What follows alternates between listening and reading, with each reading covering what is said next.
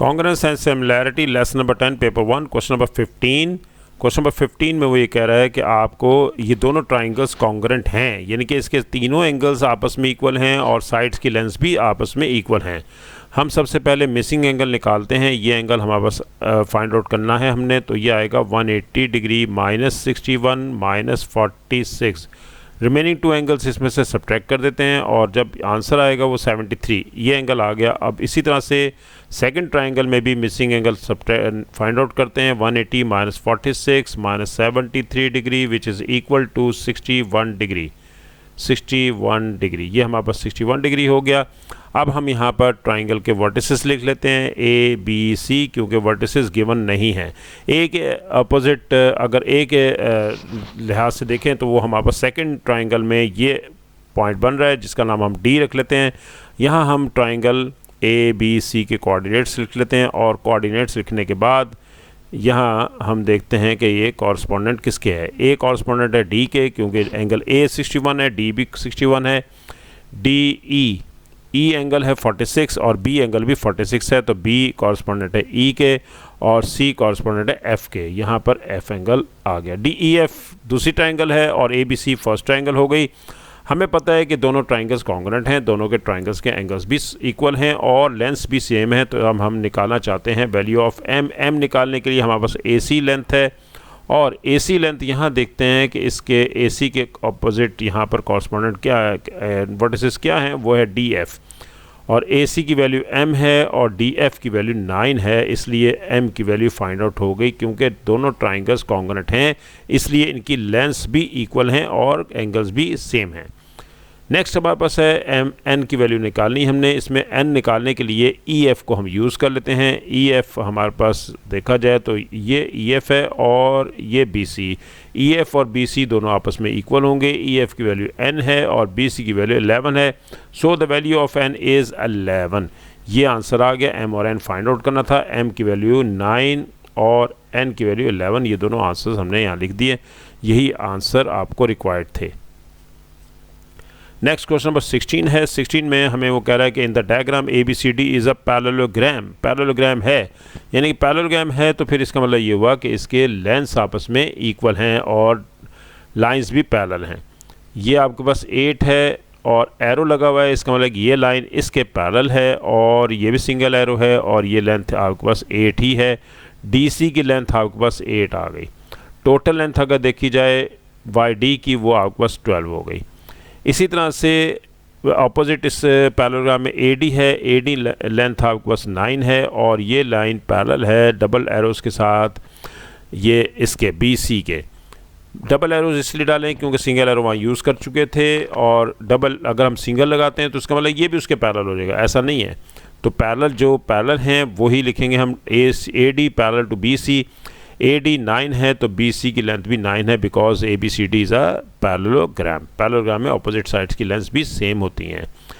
अब ये 9 हो गया। अब हमें आगे लेके चलना है क्वेश्चन को। क्वेश्चन में वो कह रहा है कि AY भी निकालें और ऊपर आपको कहा जा रहा है कि show that the triangle ABX and YDA are similar.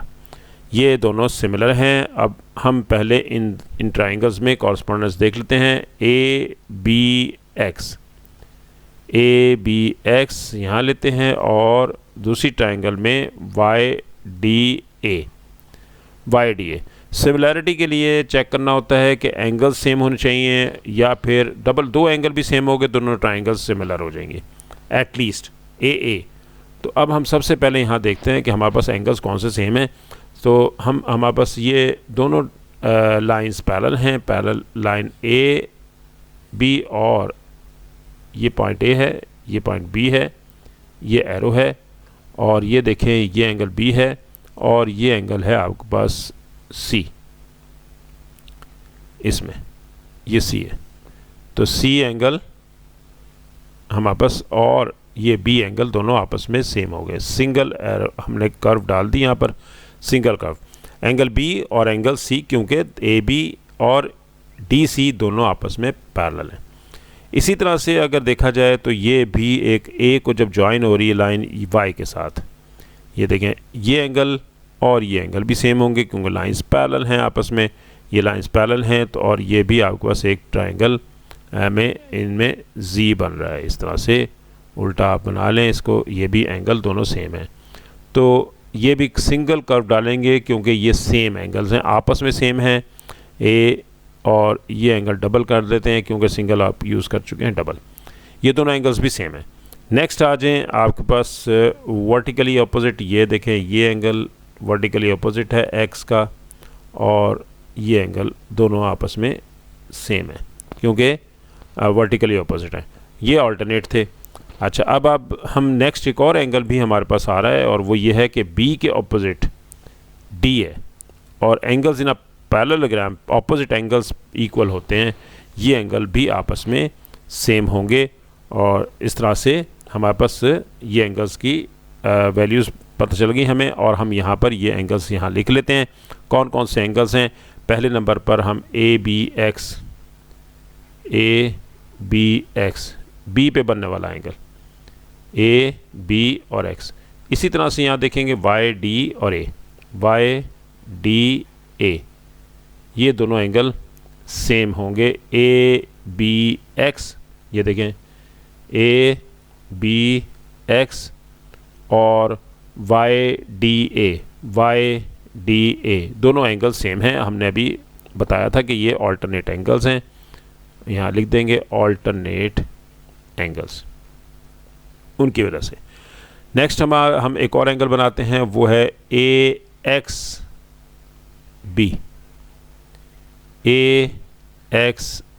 B, जो ऐसे हमने इधर बनाया है वैसे इधर देखते हैं, वाई ए और डी, वाई ए डी। इसका मतलब कि एक्स और ए पे एंगल दोनों सेम होने चाहिए। तो एक्स पे देखें हमारे पास ए एक्स, यहाँ पर दोबारा देखते हैं ए एक्स बी का एंगल, और वाई ए डी, ये दोनों एंगल्स सेम होंगे। ये देखें यहाँ पर ये दोनों एंगल्स भी सेम हैं।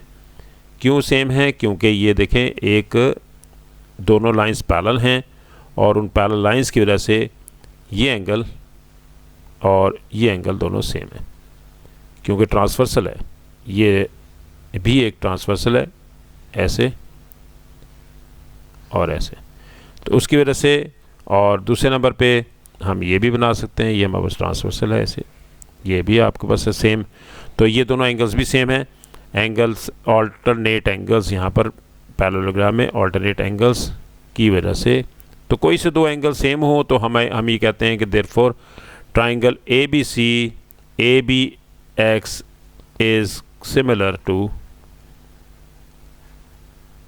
ट्राइंगल वाई डी ए।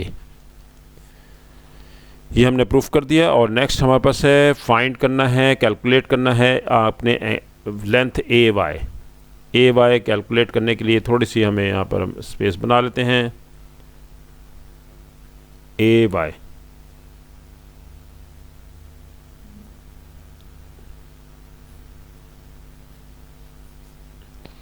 वाई के लिए हम इसके में रेशोज़ देखेंगे। रेशोज़ हमारे पास क्या हैं, और वही रेशोज़ यहाँ पर यूज़ कर लेंगे। नंबर 1 पे हम दोबारा से वो लिखते हैं ए बी एक्स, कौन कौन सी ट्राइंगल्स थी, ए बी एक्स, और दूसरी 3 हमारे पास वाई डी ए।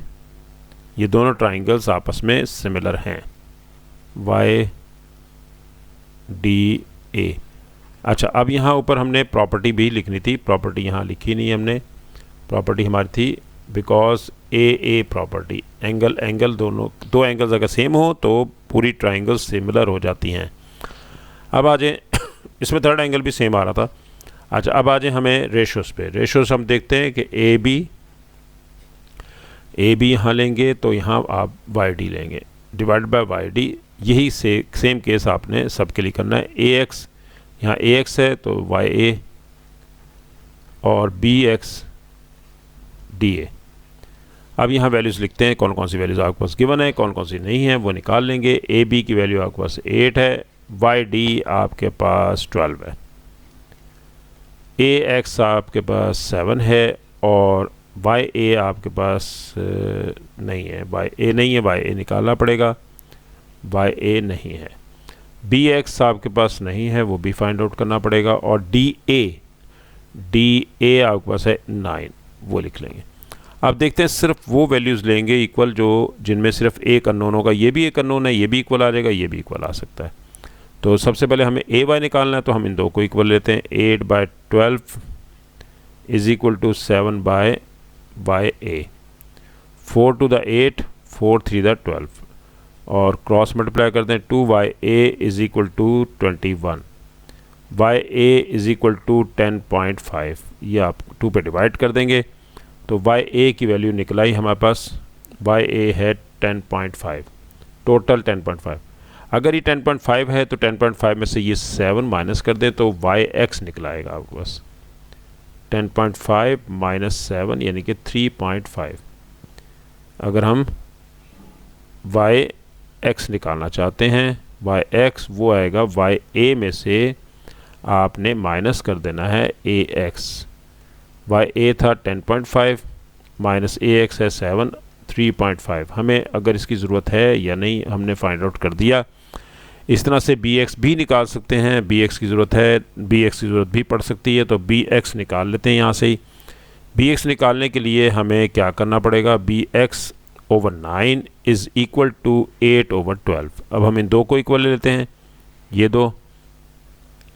बी एक्स निकालने के लिए 9 को राइट साइड पे शिफ्ट कर देते हैं, राइट साइड पे 9 से मल्टीप्लाई हो जाएगा उधर जाके। 4 to the 8, 4 3 the 12, 3 3 the 9 तो 6 आ गया बी एक्स आपके पास। बी एक्स निकला है 6, ये आ गया 6। और टोटल आपके पास बी सी अगर देखा जाए तो बी सी क्योंकि एक पैरेललोग्राम है तो इसके ऑपोजिट साइड की लेंथ दोनों आपस में इक्वल होंगी। ये भी 9 ही होगा, 9 होगा तो 9 में से 6 निकाल दें तो बाकी रह गया 3। 6 सी एक्स निकला है हमारे पास। तो ये सी एक्स ही आगे पूछा गया था, तो सी एक्स निकालने के लिए आपने बी सी में से, यानी ऊपर लिख देते हैं मैं आपको, बी सी में से आपने बी एक्स को माइनस कर दिया। B C minus B X, B C आपके पास है 9, 9 में से 6 माइनस कर दें तो 3 आपके पास आ गया, ये 3। ए वाई की वैल्यू 10.5 थी, ये हमने लिख दी है, और ये है वैल्यू 3। दोनों आंसर्स हमारे पास आ गए हैं। फर्स्ट में हमारे पास ये था जिसमें हमें एंगल्स को इक्वल करके हमने कॉरस्पॉन्डेंस एंगल और अपोजिट एंगल्स को हमने करने के बाद ये किया है। नेक्स्ट 10.5 आपके पास आ गया, आंसर 3 भी आ गया। और नेक्स्ट आपके पास लेसन नंबर 11 में हम डिस्कस करेंगे बाद में, लेकिन आपको ये होमवर्क दिया जा रहा है, आपने ये करना है क्वेश्चन। आप इस क्वेश्चन को सॉल्व करेंगे, 2015 से ये लिया गया है, अक्टूबर नवंबर से इसे क्वेश्चन को सॉल्व करना है और इसका ये आंसर भी है। आपका ये होमवर्क है, लेकिन नेक्स्ट लेसन में आपने इसको ज़रूर चेक करना है। नेक्स्ट लेसन काफ़ी इंपॉर्टेंट है, इसमें इंपॉर्टेंट क्वेश्चंस डिस्कस होंगे इंशाल्लाह।